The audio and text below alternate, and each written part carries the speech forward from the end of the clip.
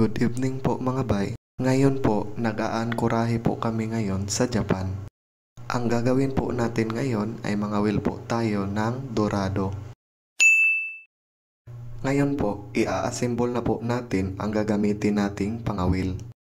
Exercise muna mga bay. Kailangan po natin ng taga or hook na maliit.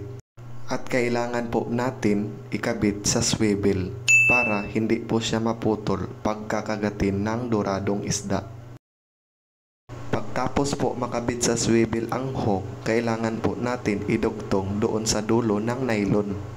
Madali lang naman po idugtong ang nylon doon sa swivel. Ipasok lang po siya sa butas at ilak.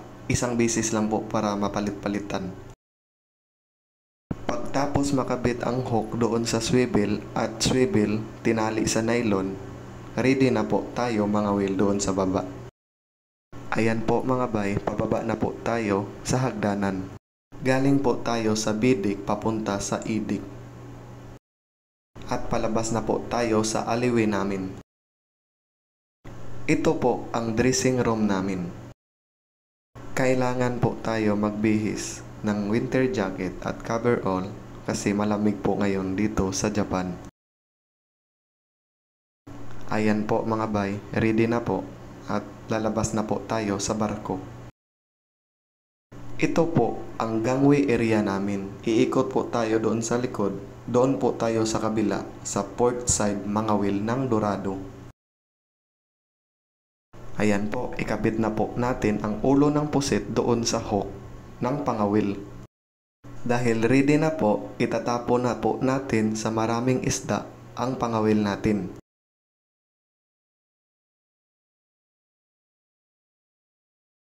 Ayan po mga bay, meron agad po huli. Ipapakita ko po sa inyo kung paano ko po iangat ang isda. Medyo mahirapan po tayo magangat nito kasi malaki po na isda at saka makulit. Mahirap rin po kunin ang hook doon sa bibig kasi lunok po. Ito po ang tinatawag dorado. Medyo pakurba po ang noo ng isda at mahaba na katawan. Dahil natanggal ko na po ang hook, papalitan na naman po natin ang ulo ng pusit, ang hook. Ayan, ganito po ang itsura niya pag natapos na po nalagay. At itawid po natin sa kabila para hindi tayo mahirapan magtapon.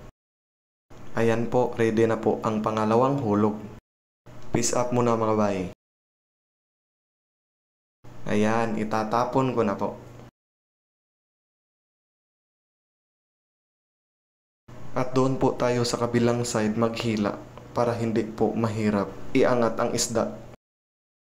Pag makagat na po ng isda, bilis-bilisan po ang paghila para hindi po siya mahuhulog. Meron po kasi minsan hindi lunok ang pamain na pusit doon sa bibig ng isdang dorado, kaya mahuhulog po siya. Ayan, ito na po ang pangalawang huli ko. By the way mga bay, dito po sa Japan, ito po ang lugar dito na sobrang dami na isdang dorado kumpara sa Australia. Ayan, meron na po akong dalawang huli. Meron na rin po akong pangkonsumong isda. Ito na po ang dalawang isda kong huli mga bay. Salamat po sa follow, subscribe, and like. Oh my God!